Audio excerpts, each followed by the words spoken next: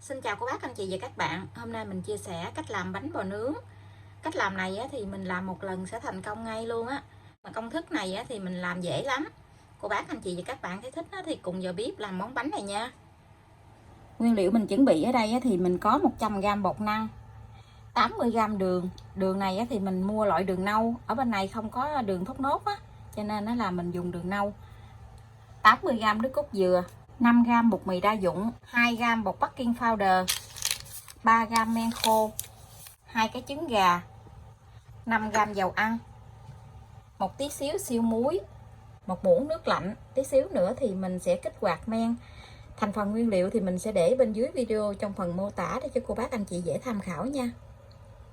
Mình đã lấy ra 3g men. Bây giờ thì mình sẽ cho khoảng chừng 2 muỗng canh nước, 2 muỗng canh nước lọc á, để mình kích hoạt men.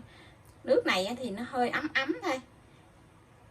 Một chút xíu siêu đường mình cho vào trong men này để mình kích hoạt cái phần men này á. Rồi mình để phần men này ở đây nha. Mình sẽ cho đường vào trong nồi để mình thắng ra cho nó tan đường á. Mình cho một tí xíu nước cốt dừa vô để cho cái đường này nó tan. Phần còn lại thì mình để đây, tí xíu nữa mình thắng cho tan cái đường nó xong rồi thì mình cho vào trong cái nước đường cho cái đường nó mau nguội. Mở lửa lên để cho cái đường này nó tan ra. Nếu như cô bác có đường thốt nốt đó, thì mình làm bằng đường thốt nốt đó, nó thơm ngon hơn. Ở bên này mua đường thốt nốt cũng có, cho nên nó là dùng cái loại đường nâu này. Đường nâu này người Nhật người ta cũng làm bánh đó. Đường này thì nó đậm lắm, chứ nó không có cái màu vàng giống như là đường thốt nốt. Mình khuấy ra cho nó tan hết cái phần đường này nha. Cô bác anh chị thấy đường bây giờ nó đã tan ra gì nè. Phần nước cốt dừa còn lại á, thì mình cho vô để cho cái đường của mình nó mau nguội á. Mình trộn đều lại. Cái đường này nó cũng rất là thơm luôn á. Là mình để cái đường này cho nó nguội nha. Nguội thì mình mới trộn bột, chứ còn nóng quá mình trộn với bột này á, nó sẽ chín bột á. Mình chờ nước đường nguội thì bây giờ mình sẽ đi đập 2 cái trứng này ra. Cái trứng này thì mình cân lên khoảng là 125g á. Mình tính cả vỏ luôn á.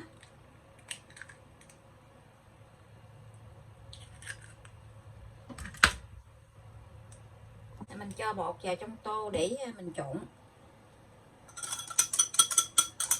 Để cái tô bự tí xíu mình trộn cho nó dễ. Bột mì với bột năng mình trộn chung luôn. Tí xíu siêu muối, khoảng 1/4 muỗng cà phê.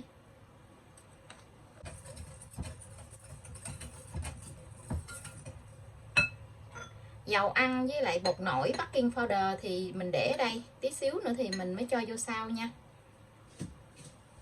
Đường với nước cốt dừa nó đã nguội rồi, mình cho vô trong bột luôn. Cái đường này thơm quá chừng luôn á. Mình để mình nấu chung với nước cốt dừa lên á, thơm quá chừng. Nước đường này để cho nguội thì cô bác hãy trộn vô trong bột nha. Chứ còn nóng mà mình trộn vô trong bột á, nó chín bột á.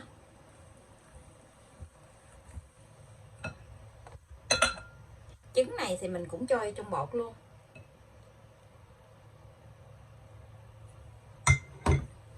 Mình trộn cho đều lại. Mình trộn đều thôi chứ mình không có đánh lên nha.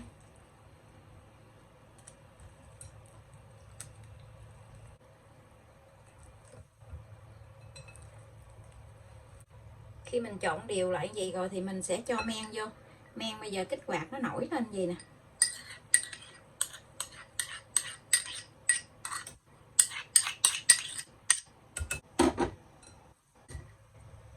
Mình cho men vô rồi thì mình sẽ trộn lại. Trộn cho nó đều lại lần nữa. Bây giờ mình dùng cái gây này mình lượt cái phần bột này, mình lượt 3 lần nhé. Mình lượt cho nó thật là mịn luôn.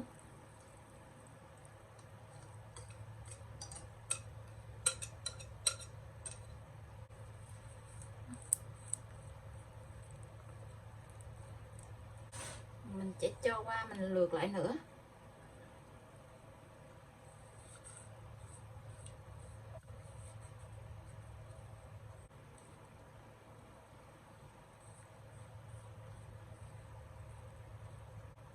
Bột bây giờ nó rất là mịn luôn.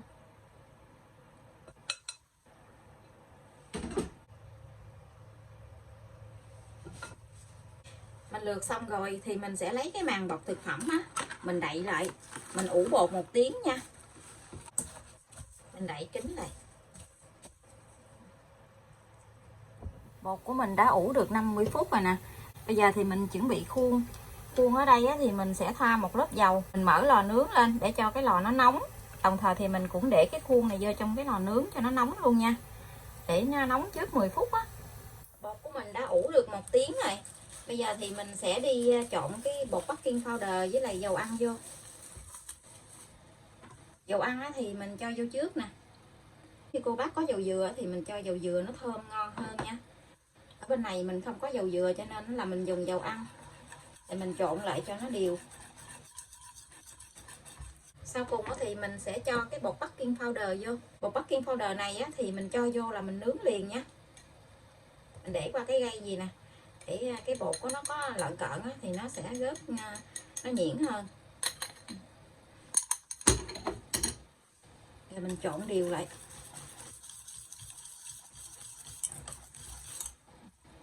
Cái lò mình đã mở lên cho nó nóng trước 10 phút rồi. Cái khuôn mình cũng để trong đó luôn. Rồi mình cho vào trong khuôn để mình nướng liền. Cho bột vào trong khuôn thì cô bác lấy cái gỗ lược á, mình sẽ cho vào trong cái gỗ lược gì nè, cho nó chảy cái phần bột này qua tí xíu nữa thì cái bánh của mình nó sẽ có rễ tre, nhìn nó đẹp hơn á.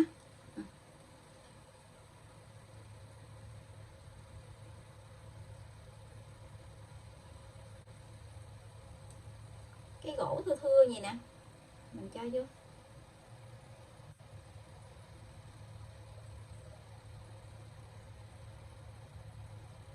Cho hết bột vào trong khuôn rồi thì mình sẽ cho vào trong lò nướng liền nha.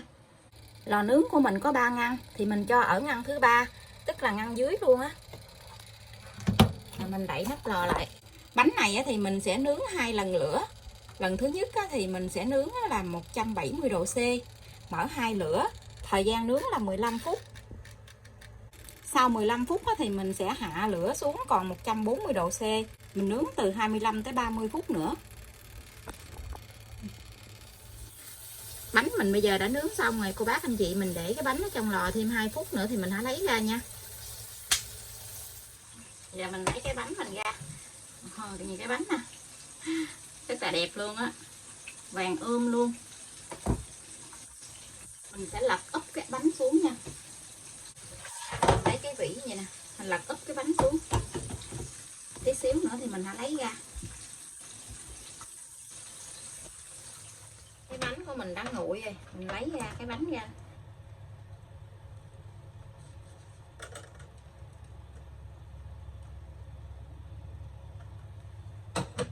Wow, coi nè, quá chừng ngon luôn. Rễ tre nè, giống như tổ ong vậy. Đẹp quá chừng luôn á. Bây giờ thì mình sẽ cắt ra để cho cô bác anh chị xem nha. Cái bánh nó đúng đính rồi nè. Mình sẽ cắt ra cái chiều dài của bánh để coi ở bên trong nó rễ tre như thế nào nha.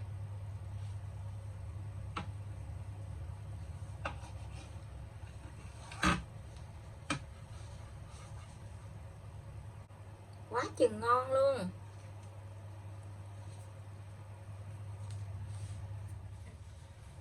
Cái bánh nó dẻo nè, dẻo quẹo luôn á. Bây giờ thì mình xin chào tạm biệt, hẹn cô bác anh chị và các bạn lại video tiếp theo. Cảm ơn cô bác anh chị và các bạn đã xem video của mình. Xin chào và hẹn gặp lại.